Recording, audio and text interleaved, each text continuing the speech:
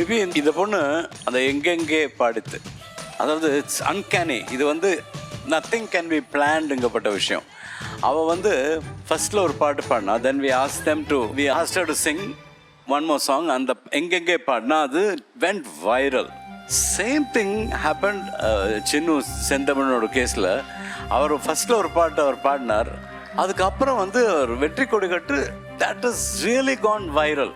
சீசனுக்கு ஒரு என்ஜின் ஒன்று இருக்குது. அந்த engine now we already have this guy. அந்த ஃபர்ஸ்ட் இன்ஜின் புஷ் அப்படின்னு 2 பேருமே அந்த ஷோக்கு கொடுத்தாங்கன்ட்டு அது எந்த அளவுக்கு அந்த தீப்பொறி வந்து நெருப்பாக மாறியது அப்படின்றத நீங்க கண்டிப்பா பார்த்து தான் ஆகணும். அது ஒரு அழகான ஏவியாக பார்க்க போறோம். வாங்க.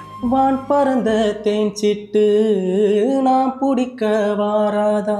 பரமத்தியில் மட்டுமே ஒலித்த ஒற்றை குரல் ஜீ தமிழின் மூலம் பட்டி தொட்டி எங்கும் சென்று மக்களை கட்டி போட்ட குரல். இன்ஸ்டாவில் நடந்து போற நேரத்துல சட்டையை பிடிச்சி உலுக்கி ஒரு குரலும் ஒரு பாவனையும் நிறுத்த சொல்லுதுன்னா இந்த உருவம் அதுல இருந்துச்சு.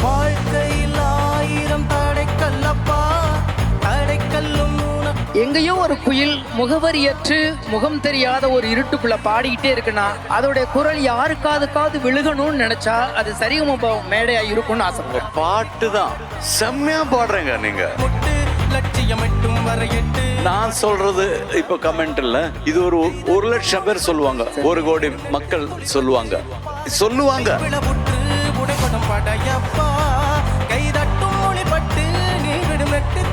சோசியல் மீடியாவில் லைக்குகளை அள்ளி குவித்தது மட்டுமில்லாமல் ட்ரெண்டிங் ஸ்டாராக வலம் வர வைத்த குரல்.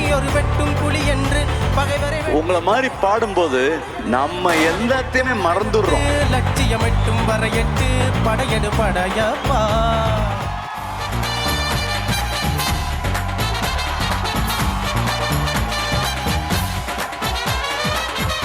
நீங்க சொன்னது அப்படியே உண்மையாச்சு. 10.8 millions.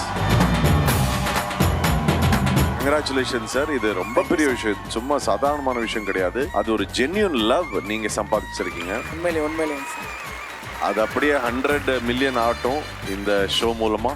All the very best sir. ரொம்ப நன்றிங்க சார்.